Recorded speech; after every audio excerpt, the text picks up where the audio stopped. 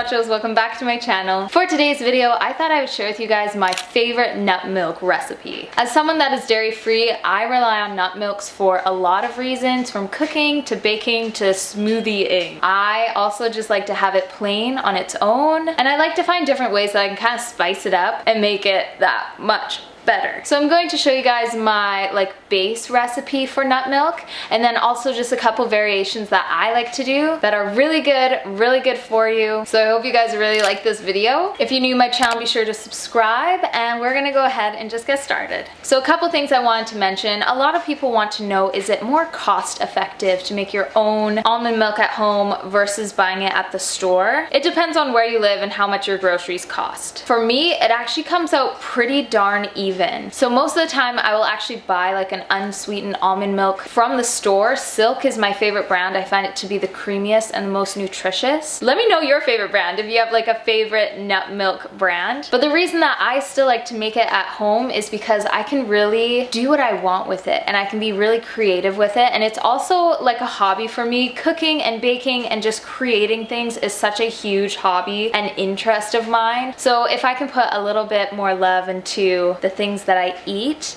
and try to make everything as much homemade as possible, I'm fueling my body, and that's really healthy. So yes, most of the time I do go ahead and buy an almond milk, but this is something I like to do 1 to 2, maybe even 3 times a week. Make a nice big jug of my own almond milk, switch it up, play with different flavors. So honestly, it just depends on where you live, how much your groceries are, and how much almond you would like to milk. For a lot of people it's different. Some people like more of a 1 to 3 cup ratio. Some people like a 1 to 6 cup, and then some people like literally a 1 to 1 cup. So depending on how you like it, how you prepare it, and how you buy it, all goes into if it's more worth it making it at home versus buying it store-bought. Anyway, also there's a lot of benefits to drinking almond milk, cashew milk, nut milk in general versus dairy milk. And for me, I do it because I'm firstly dairy intolerant. My body does not like dairy whatsoever, and also I get really bad acne and skin irritations and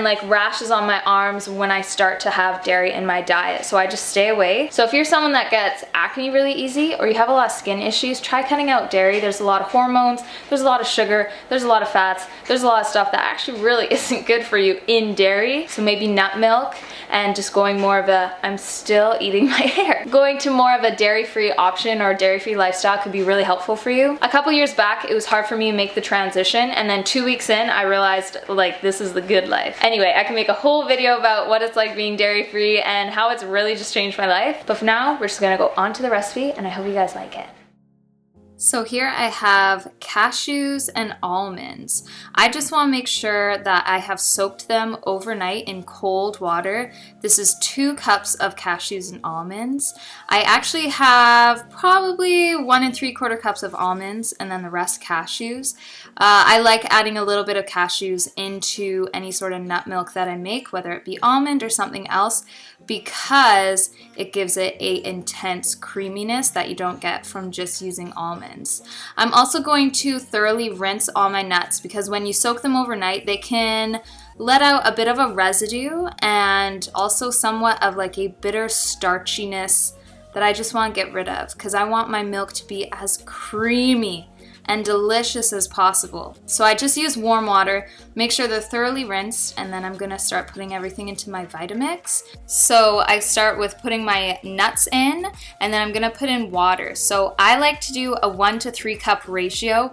If I have 1 cup of nuts, I wanna do 3 cups of water to that. So since I have 2 cups of nuts, I'm gonna do 6 cups of water, and I do like using purified water. That's just my preference.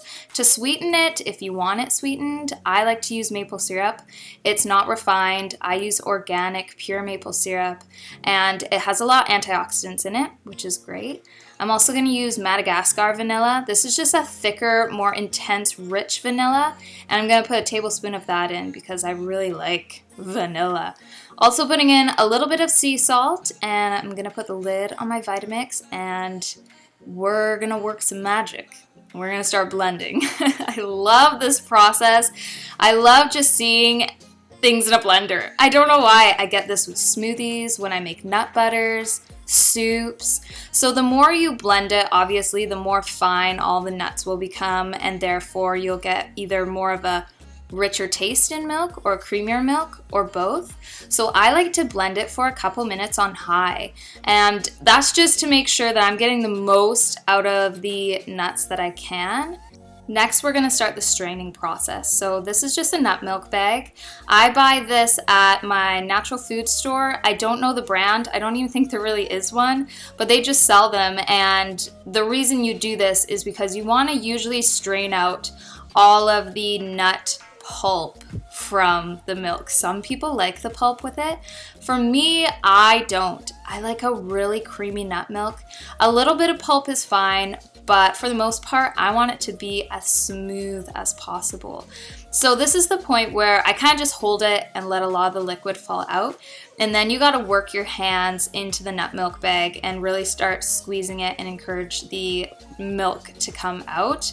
Pretty much just like milking a cow, I guess. You gotta squeeze and push and do all that stuff to make this milk come out. So it is harder doing it in a bigger batch like me. You can always separate the batches and do smaller bags, but I just wanted to kind of show you guys the volume of what I have here.